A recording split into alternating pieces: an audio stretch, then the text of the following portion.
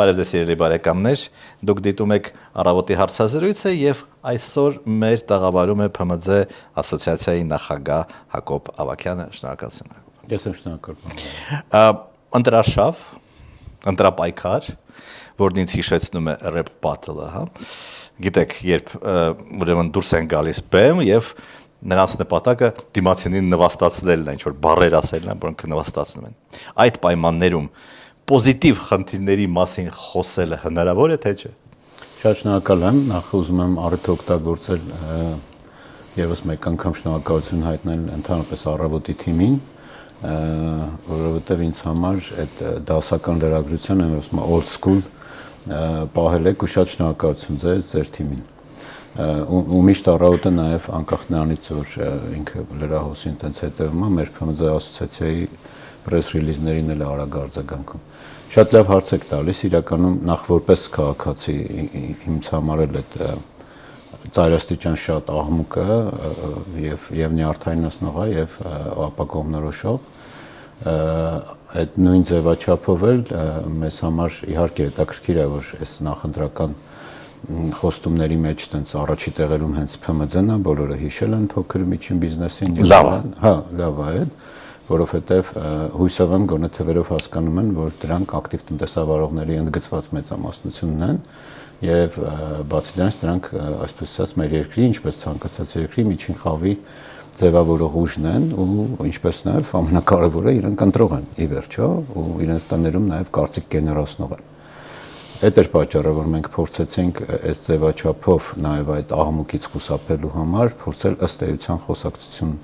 ծավալել, ձևավորեցինք ֆոկուս խմբեր, դե բնականա 19 քաղաքական ուժերի հետ չէինք կարող բոլորի հետ անել։ Ինչպես եք ընտրում։ Գիտեք, մենք որոշեցինք առաջի քառյակում հայտնված, ելի հաշվի առնելով նախորդ ընտրական process-ները, որ որպես կանոն ցավոք սրտի այսօրվա եղած վատ ընտրական կանոններից,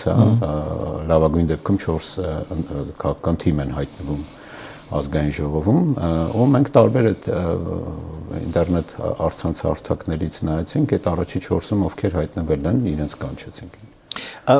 Մարդկանց հետաքրում է, այսինքն, այստեղ առաջարկի եւ պահանջարկի բան է, այսինքն ընտրողներին հետաքրում են այդ թեմաները, թե նրանց հետաքրում է այդ աղմուկը։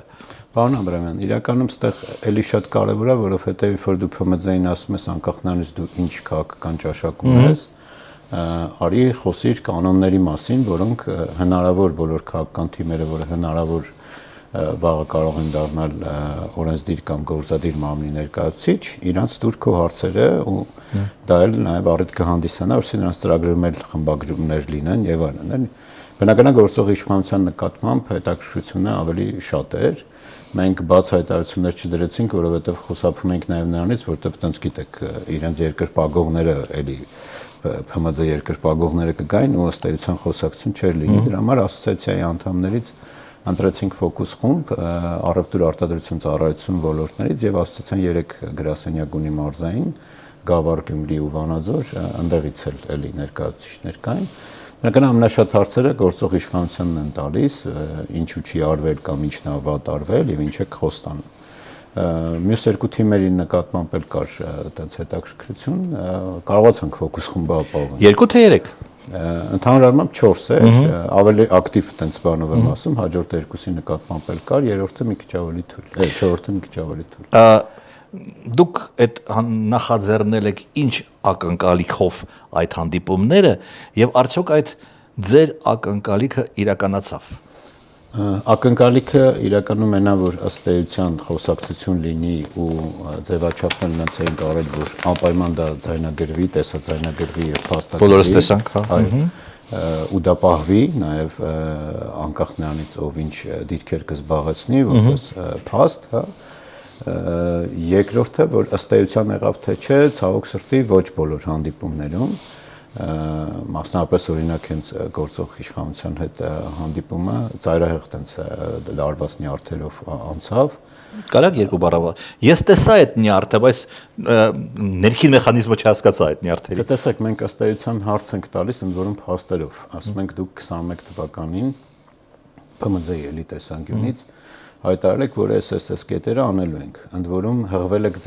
ձեր իսկ ընդունած կառավարության ընդունած ՓՄԶ զարգացման ռազմավարության վրա, որը փաստաթուղթ է, որը ընդունել է կառավարությունը, ու այդ ռազմավարությունով էլ սահմանել եք թիրախներ, որը չեք կատարել։ Ընդ որում հաշվի առնելով, որ էլի ըստ էության խոսակցությունները դժվար է լինում, ասում եմ, դա միայն ես չեմ ասում։ ՏՀԶԿ, այսինքն OECD-ն է ասում իր SME Policy Index փաստաթղթում, ու պատճառներից մեկը ասում է, որ ՓՄԶ զարգացման ազգային կառույց կար, որը իրականացնողն է եղել միշտ ՓՄԶ ռազմավարությունների, որը 4 տարի է գործող իշխանությունը փակեց։ Ու իշխանության ղեկավարը ավելի շատ խոսակցություն տարավ դրան, ասում է դու անընդհատ խոսում ես պաշտոններ վերականգնելու, այսինքն որ այդ գրասենյակները լինեն, որոնք իրենց հետևից բերում են ղեկավարներ, քարտուղարուհիներ, պետական ծախսեր։ Ես ասում եմ, ամենևին էդի նկատի չունեմ, բնական ամեն ինչ կարելի է օպտիմիզացիա անել, ու ընդհանրապես եթե հետ ենք գնում այդ ժամանակաշրջանին, որի նաև ինձ էլ մեղադրվեց, որ այդ ժամանակաշրջանում կարճ ժամանակ ես եղել եմ նաև էկամկայի փոխնախարար հենց ՓՄԶ-ի գծով, բայց իմ հրաժարականներից պատճառներից մեկն էլ հենց դա էր, որ այն ժամանակ արդեն նպատակ կար ՓՄԶ զաքը վերացնելու, շրջանառության հարկը, այս ոնց որ հիմա արդեն փոխեցին տրանսֆորմացնելու, որին ես ի պաշտոնը նույնիսկ դեմ եմ խոսացել ու հենց մանդատս դրել եմ դրա համար, էլ։ Այսինքն խոսակցությունը գնաց, որ կառույց չկառույց, ասեցի լավ, թեկուզ առանց կառույց, լավ, վերադառնանք փաստաթղթին, ասել եք ՓՄԶ միջազգայնացում, ՓՄԶ-ի հնայի մեջի բեռի ավելացում, այդ պարզ հարկային քաղաքականություն եւ այլն, բոլոր ցուցանիշներով վատ տարածրել ենք։ Նույնիսկ ՓՄԶ կին ձեռներեցության ցուցանիշով, որ միշտ տարածաշրջանում, այսպես ասած, լավն ենք եղել հարևան երկրների, իրանք միշտ համեմատում են ԱԼԳ երկրների հետ, ասենք հարևան Ադրբեջանը այսօր այդ ցուցանիշով էլ է մեզ գերազանցում։ Ճիշտ է, ես կասկածում եմ, որ տենց կլինի հաշվի առնելով ընդեղի ռեժիմը, հա, բայց այն ամենայնիվ դա նշանակում է դրա հետևում ինչ որ կառույց, ինչ որ մարդիկ աշխատանք են տանում, էլի։ Ինձ հետաքրեց, ասացիք միջազգայնացում, ինչ նկատի ունեք։ Դրա մեջ այդ ցուցանիշը ինքը էլի է, ԱԼԳ ոնց որ չափելի ցուցանիշներից մեկն է, օրինակ դրա վրա դրական ազդում է, երբ որ ՓՄԶ-ի մեջ շատանում են արտահանողները։ Այսինքն այդ միջազգայնացում, որ միայն տեղական շուկայում չես առևտուր անում, հետեւաբար եթե դուք նայում եք մեր արտահանման ծավալի մեջ ՓՄԶ-ն ինչքան դեր ունի ու մասնավորապես գերփոքրը, որոնք երևի թե գիտեք, ակտիվ տնտեսվարողների ընդգծված մեծամասնությունն են միկրոբիզնես։ Այո, այսինքն մինչև 100 միլիոն եւ մինչև 10 աշխատող ունեցողները, հա։ Ապա այդտեղ մեր ցուցանիշը շատ վատ վիճակում է, հակառակը, այսինքն ԱԼԳ միջին ցուցանիշից ավելի վատ է։ ԱԼԳ-ն բանա արևելյան գործընկերության երկրների հետ են համեմատում ՏՀԶԿ-ն։ Ու ասենք այդտեղից գնաց այդ հաջորդ նյարդը եղավ այն, որ շրջանառության հարկը ի վերջո լինելու է թե չի լինելու, որովհետեւ վերջին տարիների քաղաքականությունը ցույց է տալիս, որ գործող իշխանությունը համարում է, որ դա ահավոր վատ ռեժիմ է եւ պետք է վերացնել, հա։ Դրան ավելի մանրամասն կանդրադառնալ։ Հիմա դուք ասացիք, որ այնուամենայնիվ իշխանության նկատմամբ վերաբերմունքը այլ է, հա, ձեր գործընկերների, քան մյուսների, որովհետեւ մենք չգիտենք նրանք ի վիճակի են կամ կարող են կամ ցանկանում են իրականացնել իրենց ծրագրերը։ Կարող է Քոչարյանի նկատմամբ կարող է այդ լինի, որովհետեւ նա ժամանակին հնարավորություն ուներ իրականացնելու, թե ինչպես արեց ուրիշ հարց։ Եվ այս չափանիշով ոչ իշխանականներին, ինչպես եք մոտենում, նրանք լավ բան են ցանկանում, բայց գուցե չեն էլ ցանկանում դա անել։ Շատ լավ բան եք ասում։ Իրականում նույն երկրորդ նախագահային հիշատակեցիք, ես առաջ անգամ եմ իրան հանդիպում։ Իհարկե իրան էլ է սուր հարցեր հնչեցվել, նույն այդ կոռուպցիոն եղած դեպքերը, մեխանիզմները եւ այլն, բայց օրինակ ի տարբերություն, եթե նայենք առաջի հանդիպմանը, 2.5 ժամ այդ մարդը նստեց բոլոր հարցերին առանց գորգռալու, առանց բանի, հանգիստ խոսակցություն ա եղել։ Ընդ որում էլ եմ կրկնում, նույնիսկ կանոններ եւ այլն հնչեցվել են, որ ձեր իշխանության ժամանակ այս ինչը կոռումպացված էր, էս էր եւ այլն։ Բայց ի պատիվ իրեն, օրինակ իր տված հարցերում ու հետո իրենց ծրագրում, կոնկրետ այն ուժնա, որը իրենց ծրագրում առնվազն մեր հնչած 2-3 կետեր, իրենց ծրագրում արդեն տեսել ենք խմբագրված։ Այսինքն նույն այդ կառույցի վերականգնումը, ֆիդբեք կա, այսպես ասած, այսինքն մարդիկ այդ ֆոկուս խմբից օգուտ են քաղել։ Ուժեղ Հայաստանի դեպքում, ասենք, էլի ֆոկուս խմբին դուր եկավ այդ հանդիպումը, որովհետև բիզնեսից եկած մարդեր, Նարեկներ Կարապետյան եկած, ինչն էլ որ ինքը ՓՄԶ-ի մասով էլի իրան էլ է սուր հարցեր տրվել եւ այլն, ինչն էլ որ ՓՄԶ-ի մասով գուցե այդ պահին ընկալելի չէր, բայց երկխոսությունը կար, այսինքն երկխոսություն, որ նույն արտադրողին էր հասկանում, որ ընդ որում իր խոսքում ընդգծված նշեց, որ ինձ համար առաջնահերթությունը արտադրողը, որը ցավոք սրտի մեր երկրում, գիտեք, փոքրամասնություն են, այսինքն ԱՓՄԶ-ի մեջ հակառակ իրենք 11%-ն են ընդամենը, գերակշռում են առևտրով եւ այլն։ Ինչ վերաբերում է կանեն թե չեն անի, դա էլ է լավ հարց, որովհետև այդ հարցը համարյա էլի բոլորին նշվեց, ով անելու ձեր տնտեսական զարգացման պատասխանատուն։ Հարկ էր ֆիսկալ այդ սա հասկանում ենք, դա ինչքան կանոնները խստացնես, այնքան ավելի շատ կքամես տնտեսությունը։ Զարգացման պատասխանատուն, որը ըստ էության տենց ոչ մի թիմ էլ տենց ուղղակի չպատասխանել։ Գոնե մի քանի տեխնացու կամ մոտեցումներ էլ։ Հիմա գործողի դեպքում դա շատ ավելի ծանր է, որովհետև մենք ցավոք սրտի վերջի 3-4 նախարարները որ տեսնում ենք, էլի առանց անձերին եսի նկատի չունեմ, այլ իրենց քաղաքականությունները այսպես ՓՄԶ օրիենտիդ չի, ՓՄԶ բան չի, էլի դեպի ՓՄԶ-ին ուղղված քաղաքականություններ չեն։ Ես հասկանում եմ Ֆին նախին, երբ որ ինքը ավելի բան տրիվիալ հարցեր է լուծում, կան քաղաքական խոստումներ, մեզ պետք է այսքան փող, որ մենք անենք, չգիտեմ, 300 դրոշ, 400, չգիտեմ, ինչ որ բաներ, հա, խոստացել ենք, դա պետք է հանել տնտեսությունից։ Ընդ որում թվերով որ նայում եք, մեր վերլուծությունը ծանոթ եք, որ պետական կառույցներից վերցրել ենք, դա էլ այդ հանդիպումից առաջ մենք ասում ենք, եկեք թվերով խոսենք, որտեղ պաշտոնական թվերը վերցրել ենք, նայում ենք 75-72 հազար ակտիվ տնտեսվարող ունենք ընդամենը Հայաստանում։ Դա շատ փոքր թիվ է։ Համեմատության մեջ էլ որ նայում եք, այտենց չափանիշել կա էլի 1000 մարդուն բաժին ընկնող տնտեսավարողների քանակով, Վրաստանին 2-3 անգամով զիջում ենք այդ ցուցանիշը։ Այսինքն երևում է 160,000, 170,000 տնտեսավարող, բայց երբ որ Պեկին մենք հարցեցինք տուրային տնտեսվարողները, որոնք բացառապես տնտեսական գործունեություն են անում եւ 0-ից բարձր հաշվետվություն են ներկայացրել, թիվը դարձավ 72-75,000, 24-25։ Անդիմության երկու ներկայացուցիչների առաջարկներին անդրադառնանք, հետո իշխանությանը։ Քոչարյանը արդեն հանդիպել եք եւ նա առաջարկում է մասնավորապես հարկերի վերադարձ, հա, փոքր բիզնեսի եւ փոքր բիզնեսի շեմի իջեցում, այսինքն նա առաջարկում է ավելի քիչ մարդիկ իդենտիֆիկացվեն որպես փոքր բիզնես, այդպես է, հա։ Ինչպես եք վերաբերում այդ առաջարկներին։ Իրականում առաջինը շատ երկար քննարկվեց, որովհետև այդ շրջանառության հարկի զրոն այտենց կան դեպքեր, որ շատ պոպուլիստական է հնչում, ընդ որում շատ քաղաքական թիմերի մոտ, մենք ասում ենք ինչպես եք դա անելու, որովհետև այդ զրոն գայթակղիչ է, որպեսզի խոշորը տրոհվի ու ինքը ձևանա որպես շրջարկ վճարող, այդ ռիսկը միշտ կա։ Եվ իրենք ասացին, որպեսզի այդ ռիսկը մեղմենք, մենք ասում ենք ոչ թե 0 լինի, այլ թող իրենք հաշվառեն հարկը տան, նոր հետ կտանք, այսինքն այնտեղ մի հատ check-up-ի բան է լինում, էլի ստուգեն դա այդպես է թե չէ, նոր վերադարձնեն։ Սահմանները, որ իջեցնենք, դա ի նկատի ունեին իրենք հենց ՓՄԶ աջակցության մասին օրենքով, որտեղ սահմանված է որն է գերփոքր, որն է փոքր եւ այլն։ Իրականում ի սկզբանե Քոչարյանի օրոք, երբ որ այդ օրենքը ընդունվեց 2002 թվականին, հա, չափարիչները ավելի ուրիշ էին եղել, հետո Ներսիս Երիցյանի ժամանակ փոխվեց, ավելի մոտարկվել են դրանք եվրոպական չափանիշներին, այտենց միջև 100 միլիոն, միջև 10, դա ի նկատի ունեին, որ փոքրացնի, որը իմ կարծիքով վատ չի, որովհետև իրական գերփոքրին մենք ոնց ասեմ, իդենտիֆիկացնելու դեպքում, եթե մտքում ունենք ավելի հասցեական իրենց աջակցություն ցուցաբերել, այստեղ ոչ միայն հարկային, այլ նաև գերակախնդիր հասանելի ֆինանսներ եւ այլն, ապա ված չի, որ այդ ցուցանիշները մոտարկենք իրական մեր տնտեսությանը։ Ու կարևոր բաներ այդ վասի, որ մեր խոսքում այդ նշվեց, որ այդ մարզային ու քաղաքի ՓՄԶ աջակցության կառույցների վերականգնումը, որ միանշանակ համաձայնվեցին ու իրենց ծրագրում դա նշեց։ Նարեկ Կարապետյանը առաջարկում է 0, հա, այդ 0-ին ոնց եք վերաբերվում։ Այդ էլ նույն կերպ մենք ասում ենք, որ այդտեղ մեծ ռիսկ կա, որ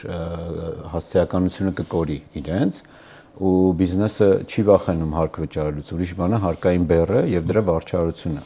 Օրինակ շատ դեպքերում, երբ որ մենք փոքր բիզնեսին հանդիպում ենք,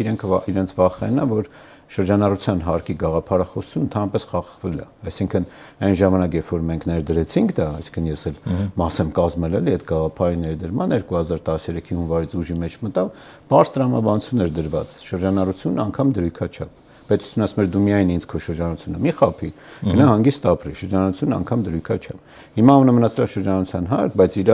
գաղափարը լրիվ ուրիշ բան է։ շրջանառություն, անգամ դրույքաչափ, հանած ծախսերի այս մասը ընդունում ենք, սա չենք ընդունում եւ այլն, էլի, այսինքն ինքը բարձրացված շահութահար կա առանց այդ մարդիկ ունեն այդքան հաշվապահներ, չգիտեմ, իրավաբաններ եւ իրական կռիվ է Կարապետյանին էլ ասենք, որ հարցը զրոն չի, հարցը այն է, որ հետ գա բարձրացված համակարգին, ընդ որում գիտեք, որ այդ համակարգը շատ ավելի ազատատենչ երկրներում, օրինակ նույն Ամերիկայում sales tax կա եւ այլն, այսինքն տարբեր էլի ոլորտային կան ռեստորանային բիզնեսինը, որ մեր մոտ էլ էս վերջերս դրեց, բայց հիմա ուզում են էլի հետ վերադարձ անեն դրան։ Այսինքն այդ ավելի շատ դարդուցավը, քան զրոն։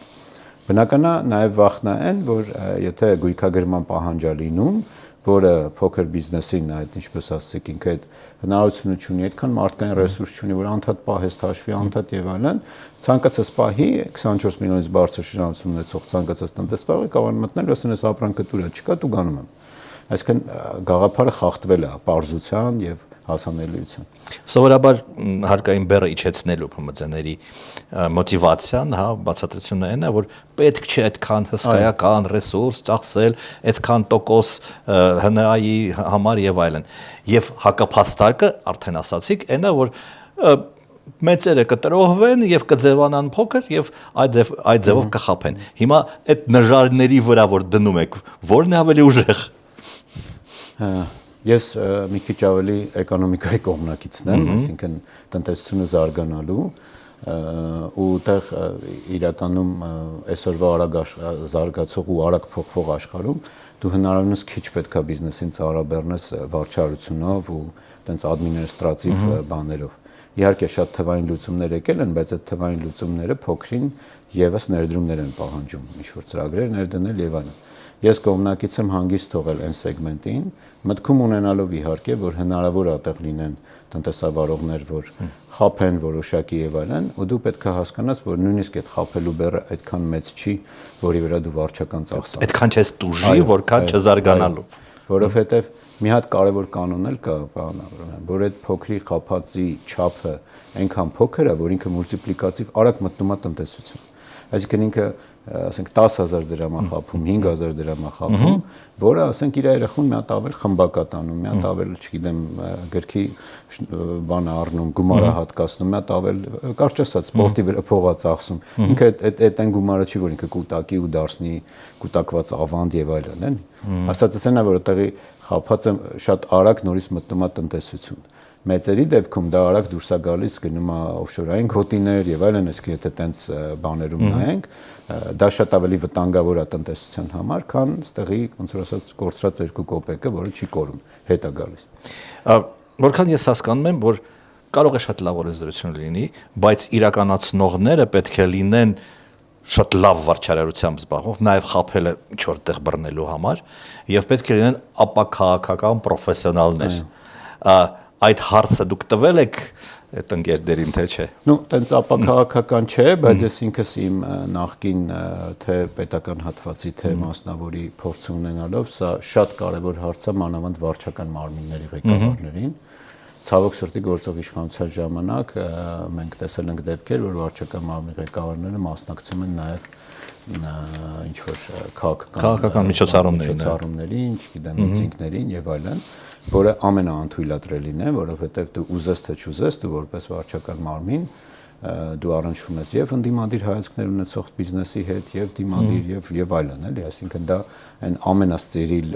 բանն է, որը նույնիսկ եթե դու ինչ-որ բան էլ չանես, քո այդ ներկայությունը ցույց է տալիս, որ դու ունես հակվածություն դեպի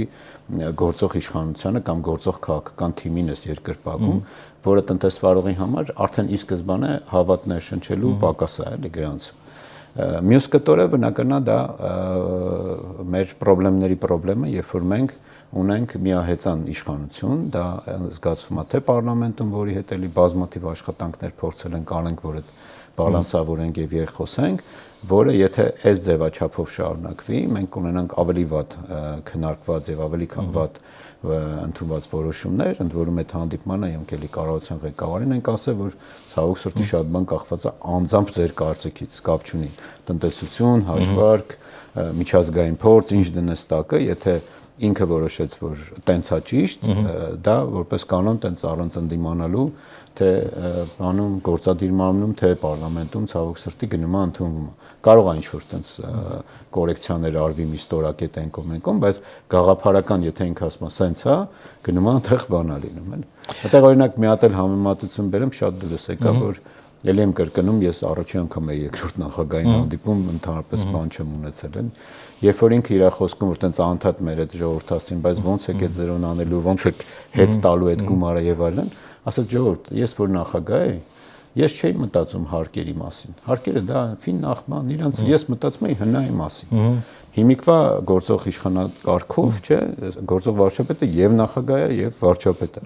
Հետեւաբար շատ ավելի ճիշտ կլինի այդտենց մոտեցում կիրառել, որ դու մտածես հնայի մասին, տնտեսություն զարգացնելու մասին։ Օրինակներ էր բերվում երկրորդ նախագահի ժամանակ, որ մենք հասանք ձվի ինքնաբավության եւ այլն, այսինքն ճիշտ է շատ բաներ ինքը արել է ռուչնոյ ուպրավլենիայով, այսպես ասած, ոչ թե սիստեմա, ու մեր հարցերը հենց դրան էր, որ սիստեմա չեք դրել, որ հակակշռվեր եւ բայց հենց դու այդ որպես ամենաբարձր որոշում կայացնողը չպետք է գա իմ հետ կռիվանի ՀԴՄ, ոսկու շուկա, չգիտեմ ինչ էլ այդ ասենք կորում է, էլի բանի տեյությունը։ Ոստե երկխոսության հարցն է շատ կարեւոր, որ բարբերաբար եւ երկրորդ թիմը եւ երրորդ թիմը մեզ նշեցին, որ իրենց համար շատ կարեւոր է երկխոսությունը։ Մենք գործող վարչապետի հետ սենց ՓՄԶ ֆոկուս խմբով վերջի անգամ հանդիպել էինք 2018 թվականի հունիսի 29-ին։ Սա եւս խոսում է նրա մասին, երբ որ քո իսկ տեղակալները, քո շուրջ հավաքված մարդիկ, նախարարները, այո, իրենք ասենք դու կորցնում ես իրականությունն, Այսպիսի կոչ եմ լսել, վերադառնանք ՓՄԶ-ի հարկմանը 2025 թվականի հունվարի 1-ի դրությամբ, երբ այդ իմաստով տրամաբանություններ, շրջանառությունն անգամ դրույթ է։ Դուք համաձայն եք դրան։ Այո, որովհետև դա հենց իր գաղափարախոսությունն է, որ շրջանառությունն, այսինքն ՓՄԶ-ն պետք է իմանա ամենակարևոր կանոնն է պետության հետ հարաբերվելուց, շրջանառությունս չեմ խափում, այսինքն վաճառքս չեմ խափում, պետությունը քեզ հանգիստ թողում է, ասում է շրջանառություն անգամ դրույթ աշխատի այդ ռեժիմով։ Ինչ տրամաբանությամբ է այնուամենայնիվ բարձրացրել եւ փոխել, այսինքն ինչ որ հիմնավորում կար, հա, ինչ որ ռացիոնալ հատիկ կար դրա մեջ, թե չկար։ Դե հիմնական հատիկը այն է, որ մենք սրանով փորձում ենք տնտեսությունը սպիտակեցնենք, որովհետեւ Սպիտակեց տեսնես։ Հա, այդ էլ շատ լավ հարց եք տալի։ Հիմա տեսեք, մենք մեր ուժերով փորձում ենք գնալ sense հանդիպման այնպիսի վերլուծությամբ, որ մենք կարողանում ենք անել, անվճար, առանց ինչ-որ բանի եւ այլն։ Իսկ մոտ մի ամիս աշխատանք ենք տարել դատան հավաքելու, Պեկից ուզում ենք մի հատ դուր, մի հատ չէ, մի հատ խնդրում եմ իհարկե շնորհակալություն Պեկին, որտեղ շատ տենց համբերատարներ ու դուրս ենք բերել հարկային, այսպես ասած, եղած պատկերը 24-25 Բայց դրա համար կան ինստիտուտներ, որը մեր հարկերից վճարվում են, Էկամկայի նախարարություն, Ֆիննախին, երբ որ մենք իրենց ասում ենք, այսօր ընդունում եք այս օրենքը, հարկերով հա կանխատեսում եք 18 միլիարդ լրացուցիչ եկամուտ կգա։ Իսկ ազդեցության գնահատում արել եք, ինչպեսի վարկագծի կան։ Ես մի հատ օրինակ բերեմ, մեր վերլուծությունում դա երևում է։ Անցած տարվա հուլիսից իրավաբաններն ու հաշվապանները, որ հայտնվեցին ավելացված արժեքի հարկի դաշտ, գիշեք իրանց հանրային շրջանից, նրանց հարկը 2-ից 3 անգամ բարձրացել է, շրջանառությունը իրավաբանների մոտ 2-ից 3 անգամ ընկել է։ Սևացավ, ոչ թե սպիտակեց։ Հիմա սա ինչ է, այսինքն ով պետք է սրանով պատժվի, որ ասում ով պետք է ձեռքերը կշտի գնա աշխատանք անի, իհարկե ոչ ոք, այսինքն սա ակնհայտ բան պատկեր է, ռենտգեն է, էլի, որ ասում ես ինչ եք ուզում, ինչ ստացաք, էս եք ուզում ստանաք, էլի։ Իշխանության ծրագիրն է, դրա մասին սկսեցիք խոսել, ես խնդրում եմ ավելի մանրամասն։ Շրջանառության հարկը ընդհանրապես վերացնել, թողնել երկու ռեժիմ, հա, միկրոբիզնեսի եւ ավելացված արժեքի հարկի։ Դուք ասում եք, որ դա վատ, ընդ որում գյուղատնտեսության համար ինչ որ առանձին կիսառեժիմ, այսպես ասած։ Դուք ասում եք, որ դա վատ է, ինչով է դա վատ։ Որովհետեւ մեր, ասպա, կներեք sense բառ պետք է ասեմ, մեր տառապանքը փորձ ունի։ Երբ որ միկրոձեռնարկատիրության հարկման ռեժիմը ներդրվեց, դրանից առաջ գործում էր ընտանեկան ձեռնարկատիրությունը հարկերից ազատելու ռեժիմը, որը էլի առաջի հարկազատման շատ գեղեցիկ մտածված մոդել էր։ Գործող իշխանությունը բերեց դա միացրեց ինքնազբաղվածներին, կոշկակար, արտել են մարդիկ, որոնք ինքնազբաղ ինչ որ բաներ են։ Եվ բոլորին միասին ասեց Շեմը բարձրացնում եմ 24 միլիոն մինչև հանգիստ ապրեք։ Անցավ մի տարի թե 2 տարի, սկսեց խստացումները, ասեն մի րոպե, այն ժամանակ մենք ասում ենք ընտանիքի անդամին ընդամենը 5000 դրամ եկամտային հարկ տուր, ու մենք չենք մտնում ձեր ընտանիքի հարաբերությունների մեջ, այդ օրենքը, պարոն Աբրամյան, դիզայնը արվել հյուրատան վրա։ Երբ որ կինը երեխան բան իրար հետ երկրորդ հարգում հյուրատան ծառայությունները։ Այսինքն այդտեղ դու չէիր մտնում, մաման ինչքան փող տվեց երեխուն, երեխան ինչքան բան։ Ասում ենք շրջանառությունը էլի ցույց տուր, ամեն մեկի համար 5000 դրամ եկամտային հարկ ցույց տուր, իսկ գրանցի այդ մարդուն, բայց ֆիքսված, որ չմտնենք ինչա եւ աշխատի։ Այդ վերացրեցին, առաջի կոպիտ քայլը այդ էր։